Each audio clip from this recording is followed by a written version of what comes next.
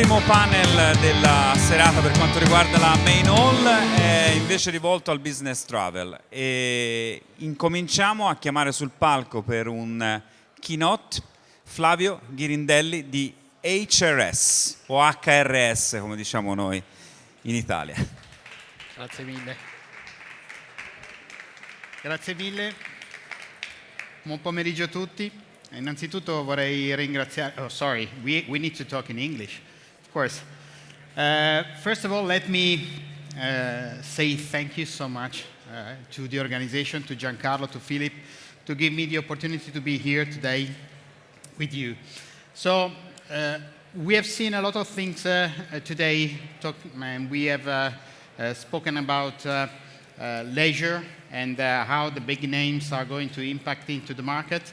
And the aim of the presentation today is to go through a little bit the business travel part and try to understand how this is going to impact into the market. So let's start with some numbers, just to let you understand a little bit about the numbers of the market. So in terms of value of business travel spend in the world, based on the recent let's say, exercise done in terms of research by GBTA. GBTA is the Global Business Travel Association. Has seen that from 2014 up to 2019, the growth in terms of business travel will be 71%. And the top 10 markets around the world will be US, China, and then all the rest you see because, of course, US and China are very, very big. When it comes to Italy, let's say that we will have an increase of 4.2%. So compared to the total amount is not so much, but this is the figure that is forecasted for Italy. In terms of, let's say, evolution that we are seeing into the market, we are roughly seeing a shift of power from the travel management to the consumer. And this is going in essentially 4 phases, which is the traditional travel management phase, the procurement and cost-saving phase, duty of care risk management phase, and we have spoken a lot today about that, and of course the consumerization age, which is the one that is going to use a lot of internet and mobile devices. Let's see a little bit how is the situation among the markets with this kind of ranking in phases. So this is the situation around the market, and as you can see, Italy is in the middle between a phase which is still in the procurement cost-saving phase and the duty of care risk management phase, which does not mean that we are not going to see and to have interaction with corporates that are not interested into the development of the mobile devices, but for sure the more mature markets that at the moment they are using much frequently mobile devices and let's say consumerization features are those listed in the 4.0 phase. So if we are going to see a little bit what this means in terms of phases, of course, the phase number 1 is the basic fare, the one that we are going to apply travel policies and the one in which we need to grant people to be able to make a trip, to fly and to take a train, to take a hotel. But in the procurement phase, one of the most important things that we are seeing is the importance of the total cost of ownership. Or, for example, the virtual payment. And this is something that is going to impact a lot for corporate, and it is absolutely important to take into consideration. Why? Because, let's say, from the corporate point of view, the most important things are savings, integration, and simplicity. And of course, as we said, total cost of ownership means also have the opportunity to look to all the costs that are related to a trip. They need vertical experts, which means that a normal travel agency, which is absolutely important for a corporate, but then is like a sort of expert that needs to know everything because it needs to answer all the questions coming from a corporate. Sometimes it happens, especially in a hotel environment, that the TMCs are not so developed because they are always been, let's say, focusing a lot on the airline part and less on the hotel part. And this is not because the hotel part is not nice, but because simply it's more complicated. And that's why they need, in most of the cases, vertical experts. They want to simplify the processes. And of course, they want to give something easy to use to the travelers. So you see that the situation is not easy because it's complex. And how, let's say, the suppliers need to answer to this. Of course, getting more source in terms of content, which means that they need to aggregate as much as possible content, of course. They need to be able to integrate their content into other internet and mobile devices by using API, web services, and this kind of technology, which is very important. They need to provide right data. And this is another thing that we feel that is very, very important, and able to offer services via, especially mobile, in a logic of what does today Amazon, for example. So a consultancy approach and IT investments, especially from the supplier point of view, is something very, very important. This is a little bit what HRS is doing in terms of serving the customers, vertically speaking, on the hotel. And what we are trying to do and to take into consideration is starting from sourcing, which is the most important part and difficult part for a corporate in order to be able to define the hotel program, to go all the process that normally a corporate needs to follow in order to be able then to use the rates that have been negotiated by themselves or by a consultant. Of course, rate loading, rate auditing, risk management, payment, expense management, and data analytics, which are very, very important in order to be able then to steer. If we are going to see the duty of care, today we have spoken a lot about duty of care, and what we see here is the blitz scaling. What means blitz scaling? Is the capability to manage crisis quickly and in real time.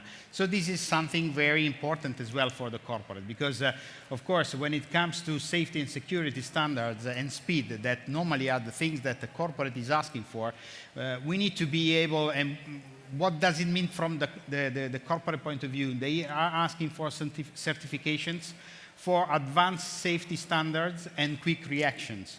So everything done especially for to secure the traveler and to let them be very safe when they are going around the world.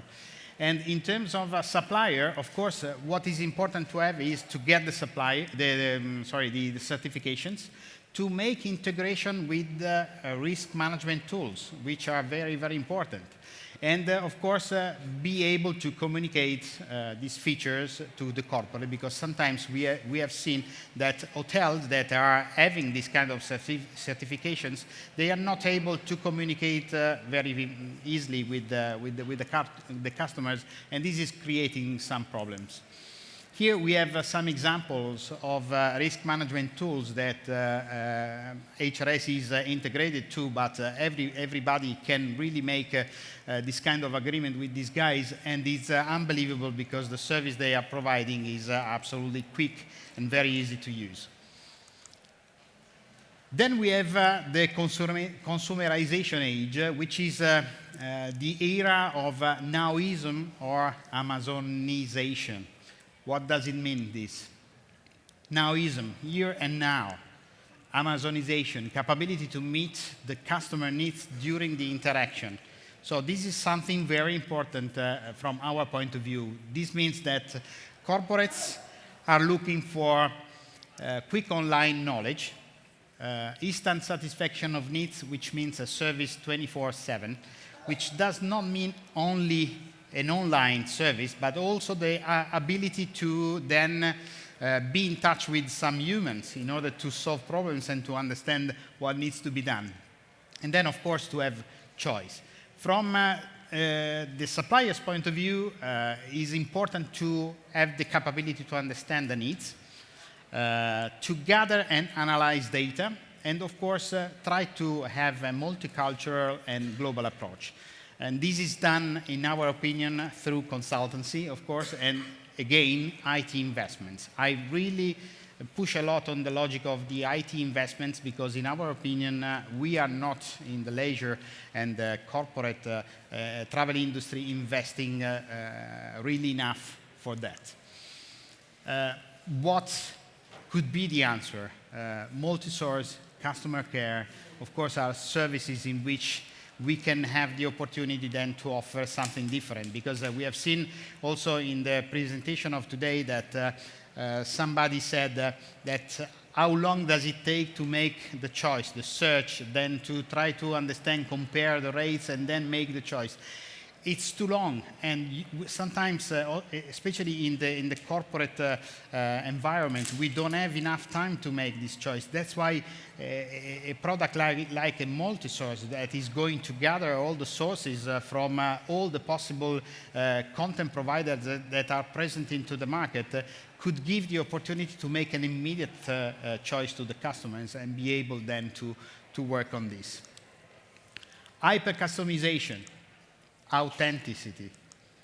These are other elements that are very important. Why? Because now, let's say that corporates are looking for automated recognition, preference satisfaction, and peers reviews. Peers reviews are very, very important. And not only for leisure, or we have seen this morning the presentation of TripAdvisor. TripAdvisor is perfect for leisure, but when it comes to corporate, they want to understand, for example, from the corporate point of view, if a person who has been able to stay in that hotel for corporate reason is giving a good review or a bad review, because of course it's important for them, as well as for the leisure. But for the leisure, maybe you can spend some day and decide just to say, okay, it's just a bed, I don't need it. Sometimes for a corporate customer, it is completely different, because the room in a hotel is like an office, so it needs to be proper defined and proper used. When it comes to supplier, what needs to be delivered, in our opinion, of course, is making data analysis in order to be able then to satisfy and to recognize and then satisfy, of course, the preference of the customer. Social listening. We have seen also this afternoon the presentation in which we have understood that sometimes to have a look only to the data, the historical data, is good, but not enough. Why? Because we need to go and see forward. So that's why sometimes it's important to use the social listening. I was yesterday evening having a very good business dinner with a partner, and he was remembering me the fact that the expo that we had in Milan last year was something, let's say, somehow predictable in terms of results, because of course if everybody was able to read properly all the social media exchange of messages that were there, it was clear that especially at the beginning it was not very good. And then at the end it was perfect, but you can imagine how much investments in terms of room has been made by the hotels in order to be able to satisfy this. So that's why it's very important to take into consideration this.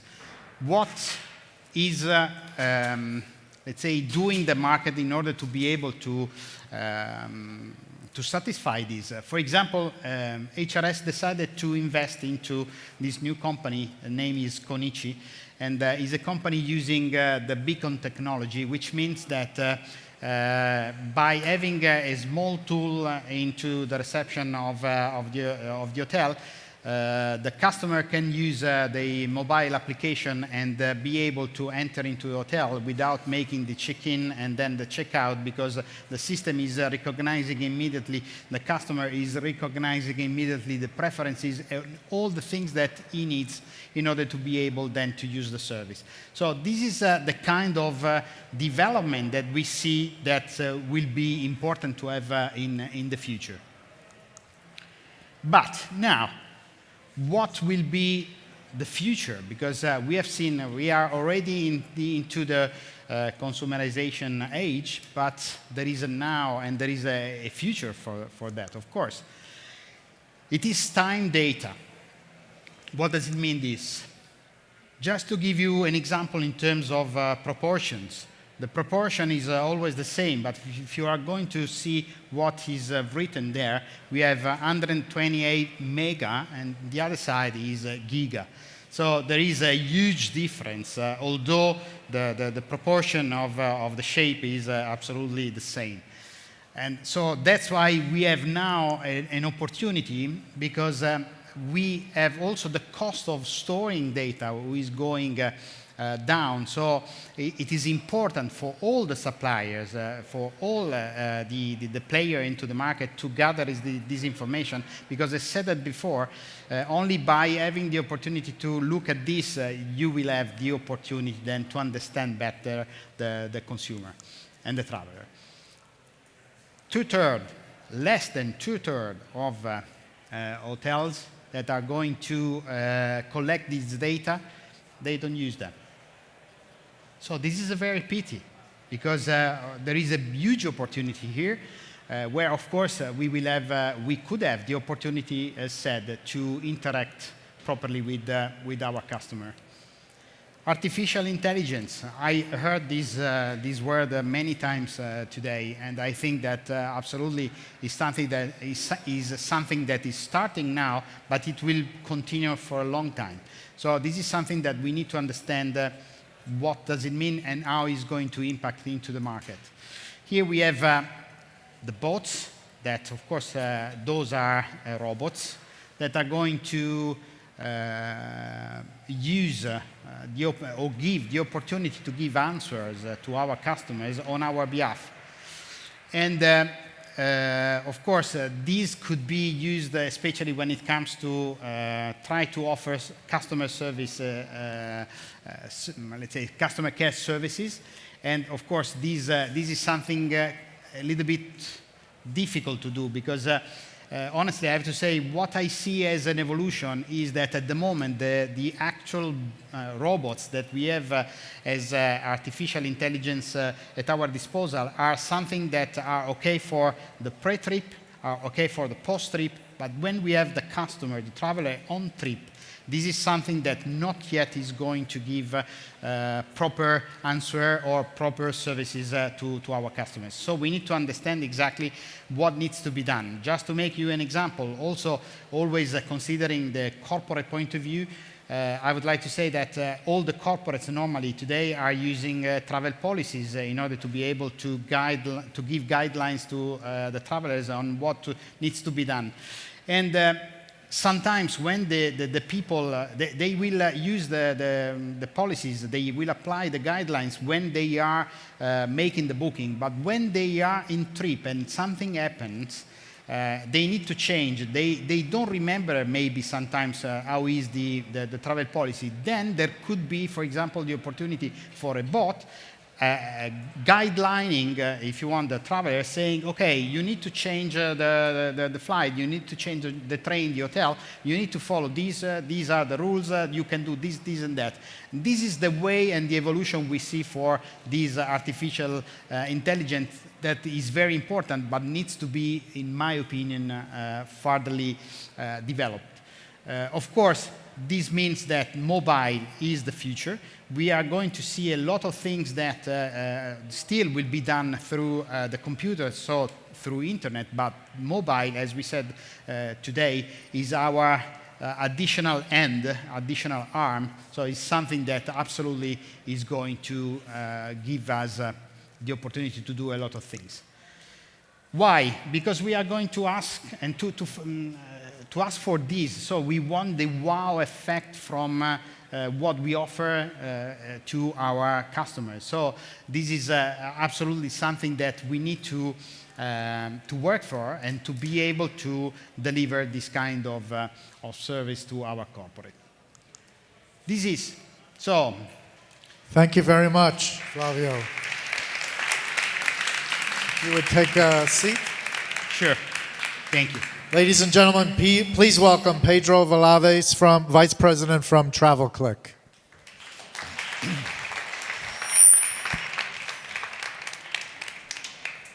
Hola. My name is Pedro. A couple of comments. First, don't get distracted by my Yorkshire accent. I'm Spanish, very Spanish. Second, thank you to every one of you. By the way, a fantastic group of friends, colleagues, partners. Thank you for being here at this time of the day. In my home country, it's siesta time, so it's very difficult to put people together in a room. The third comment I have is that we don't have a presentation here, so I will be talking during these 20 minutes throughout a journey in which we will travel together on what has happened with the business travel environment from a global perspective, the Italian perspective, and then we will put it in connection with some of the hotel financials. Talking in public is known for being one of the things people fear the most. Actually, people prefer to die rather than talking in public. So I will be sharing this fear with you, and I will be asking questions. So from time to time, we will be interacting, we will be sharing a few things, and from there, we will make some calculations to come back to conclusions. If I go back 15 years and 20 kilos ago, which was the first time that I was on a stage like this, talking about leisure and business travel, at those times, it was pretty easy to talk about it. Because at the end of the day, if a guest was wearing a tie, a jacket, was having a briefcase, was a business traveler. If he was wearing shorts, Nikon camera, was a leisure traveler. So it was pretty easy to differentiate who was in which segment. Today it has become slightly more complex. There is this spaghetti distribution concept in which every single actor, every single player touches different points of the distribution chain. And of course, business travel is not an alien to this and has been heavily impacted. So today, probably the best guessing that we can have when we talk about business travel and we try to size what is the market in terms of business travelers is actually looking at one of those distribution components that are by default very, very intimately attached to the travel distribution for corporates, which is the GDS. And then try to figure out at property level that if your hotel happens to be in Milano or in Torino or in Rome or in Madrid, and it's the month of May, and it's a Tuesday, and you have people checking in, probably you consider them business travelers rather than leisure travelers, unless the Pope is organizing something special in Rome. But typically, this is the way we try to make the calculations. Effectively, if we look at it from a global perspective, and now comes one of the questions, how many hotels are worldwide? Do you have any estimate? I don't know, 100,000, 1 million, 3 million? Any idea on how many hotels do we have in the planet? 300,000, not far from the figure. Not far from the figure, it's a very good one. Actually, it's 300,000 depending if we consider agriturismo, casas rurales, alternative lodging, not Airbnb, but alternative lodging. If we consider it part of the industry, then it's more than 300, otherwise it's 300,000. It's about 400,000 altogether. And those 400,000 accommodation outlets have a global supply of some 7 billion, American billions, so 7 miliardi di camere, the 7 billion rooms available per year. Any idea on what is the average occupancy worldwide? It's a business that has 400,000 buildings, 7 billion rooms. Any idea on what is the average occupancy worldwide? Any guess? Okay, last year, for the first time, since the World Tourism Organization is keeping track record, it went beyond 50%, and actually it's around 52%. So it's a very interesting business, because it's a business in which half of the product expires at midnight, but seems to keep on growing. So it's very interesting from an academic standpoint to assess what is happening there. So all in all, we have 3.5 billion, 3 miliardi e mezzo of rooms which are occupied. The average occupancy system-wide is 2.1, 2.2 nights per booking, because when we talk business travelers, we need to talk about bookings, not necessarily room nights. So that takes the figure down from 3.5 to 1.5, 1.6.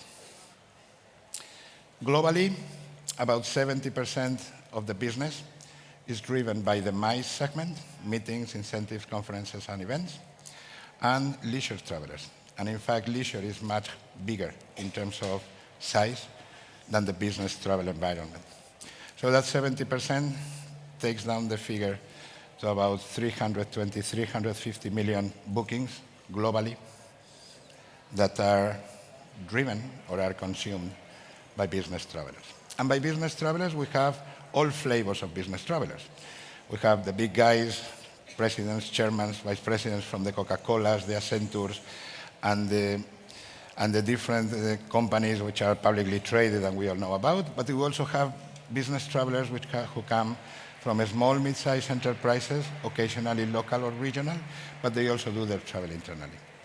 From those 320, 330 million bookings, the GDSs capitalize 100 millions. If we put together the core business of the GDS in the screens at the travel agencies and the APIs and integrations that they have with different platforms, and as Flavio was addressing, self-booking tools, corporate platforms that control travel policies, etc. So all in all, it's about 28 to 30% of the total piece that corresponds to the business traveler globally.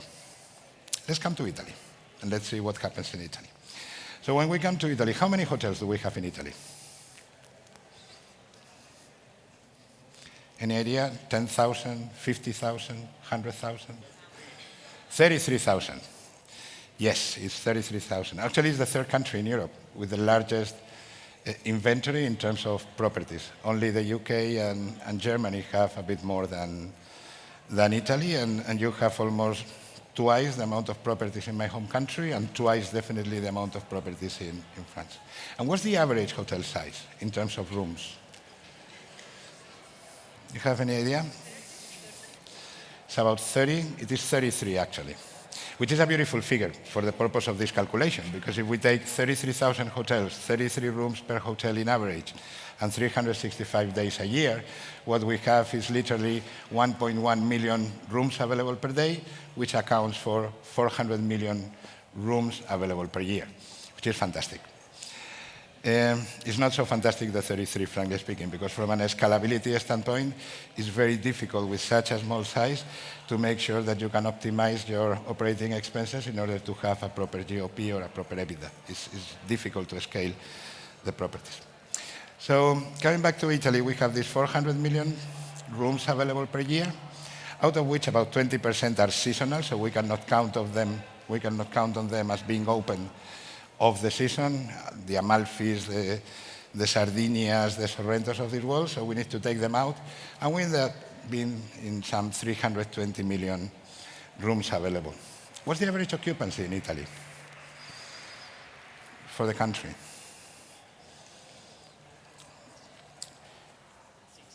It's about 60, 62%. Actually, over the last 2 years, Southern Europe has been benefiting for some of the special situations that have been occurring or taking place in the Eastern Mediterranean area. So we have increased our occupancy globally in Southern Europe by 4 or 5 points. So yeah, it's 60, 62%. So that takes us to some 200 million rooms which are occupied on an annual basis in Italy.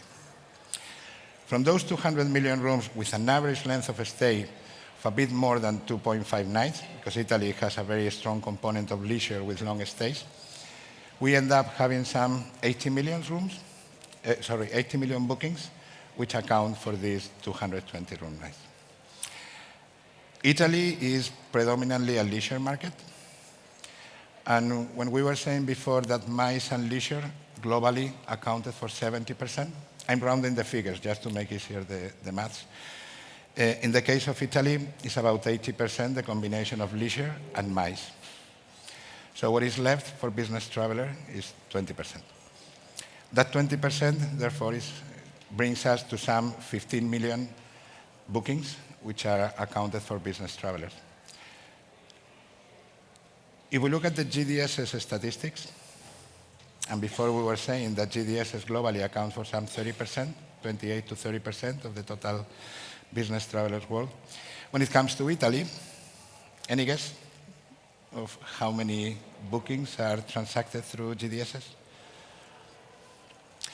Significantly less. In fact, it's about 750,000, it's 750,000, which means that in general, the GDSs have a presence of 5% in the Italian market, which is relevant for a reason. It's relevant for a reason. I do believe, and I think that all of us agree with that after seeing Flavio presenting the Amazonization and how the different platforms, technologies, etc., are influencing the market. We all agree that a modern society is a society with efficient intermediation. No one goes back to the fountain to get the water. We buy water at the supermarket. We pay for that, but we consider that efficient. The GDSs are extremely efficient in terms of providing business because they are very defensive. Not everything within the GDSs happens to be managed by the American Express, the Carlsons of this world. There are a lot of small, mid-sized travel agencies, independents, which are generating business on a continuous basis. But at the same time, it's very defensive because the business traveler environment is the first one to react when the economy, as Flavio addressed, is in the limelight or something is happening locally. And that's good. I'm not saying, I will never dare to say that the GDSs are generating business, because it's very difficult for the GDSs to influence business for a destination. However, they have the ability to shift business from one hotel to another, and since at the end of the day, you are competing one to each other. And this is of relevance because of another element that I wanted to take into account. Are you familiar with the concept USALI? So some of you are consolidating your accounts in USALI. USALI stands for the Uniform Systems of Accounts for the Lodging Industry. And somehow is the way that international investors and international owners and international brands can compare apples to apples beyond the creativity or the internal system that we have in each hotel to measure our profit and loss or our key performance indicators. This is a uniform system of accounts. The uniform system of accounts is ruled by a sort of committee that gets together every year, and like every committee, needs to do something every year and change things in order to survive and justify why they are there. Until 2 years ago, commissions were part of the administration and general cost. It was considered a cost of sales. So it was not impacting the operating performance of the hotel in terms of rooms profit or food and beverage profit. It was impacting administration and general cost. Since 2 years ago, commissions have become as a rooms cost and need to go up, impacting the profitability of rooms. And that is extremely, extremely important to analyze because the biggest challenge of the hotel industry historically has been food and beverage, not rooms. Rooms always have a healthy profit margin. You have the concierge, you have the receptionist, and then housekeeping could be outsourced. Very little cost involved. Commissions actually happened to be at that time something that was not impacting the room, but was actually the highest cost associated to the rooms. Today, that cost is transparent. And that means that when in a country like mine, where during the last 3 years what we have seen is international investors coming to buy hotels because of the financial situation that we've been living in my country, what happens is that the very first thing they look at is your business mix, your profit and loss, and what is your channel mix. how much of your business is controlled by you because you know the names of the ones who are making the bookings, and those names come through channels that you can control and are transparent to you. And as I said before, a modern society is an intermediated society on an efficient manner. So I would never say this is better than the other. But definitely to have the right mix is something that is needed in order to have a proper operation of the hotel and to be able to portray your hotel as a jewel rather than something that requires a lot of re-engineering behind. That's why this 7% in terms of GDS is something that historically, since I was working actually with Flavio in Amadeus 10 years ago, was hurting me, and it would be fantastic if we all together can slowly make it change. Thank you very much, Thank you Pedro. very much. You can have a seat for a moment. So, quick question before we wrap up. This morning I asked Glenn Fogel at Priceline Group, or somebody from the audience, do you focus on business travelers? And they say no, but we all know 15-20% of the volume on Booking.com is for business travelers. Same thing at conferences, meetings, and events. Lots of Airbnb bookings now. And this audience is primarily leisure focused. So how does this audience attract more business travelers? What do they do?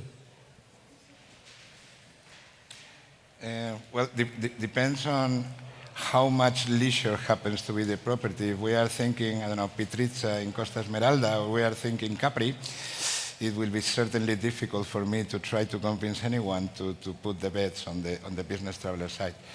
But from what I know, Italy, and obviously I'm not an expert compared to this audience, Italy has an economic system which is extremely diversified and has a lot of capillarity, meaning that there are a lot of small cities which happen to have an industrial areas in the surroundings of the city and therefore are attractive for business travelers. So if we think of cities like Ferrara or Brescia or Verona, Bologna, there is an industrial network around there that definitely can capitalize, regardless of Romeo and Juliet, they can capitalize something else. Any suggestions?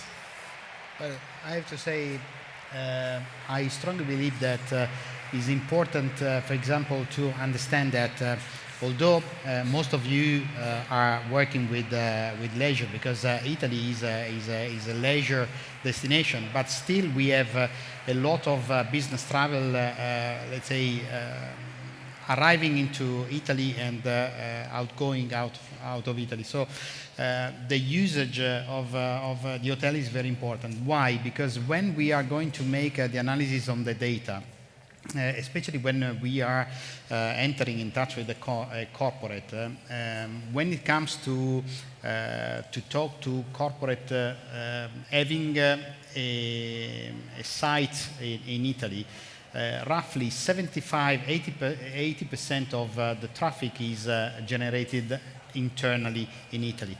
So this is something important, which means that although, as we said, the offer that we have at the moment in Italy in terms of number of hotels is very high, and if we are then going to add also the other components like Airbnb or the any other, let's say, kind of accommodation, we are going to talk roughly around 55,000 properties offered to the corporate. So the most important part, in my opinion, that we need to consider is to listen to the customer, so exactly what they need and how we are able to satisfy the needs.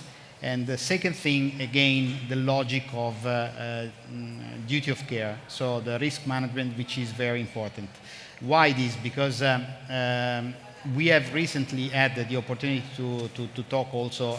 I showed to you some risk management tools, and there is the ISOS system, and the managing director of this company recently said that it's very difficult for a corporate to be safe in using Airbnb, for example, not because Airbnb is a fantastic product, but it's for leisure, not for corporate. So when it comes that we need to give the proper service, the proper solution or product to a corporate, we need to take into consideration always hotels. So this is something very important.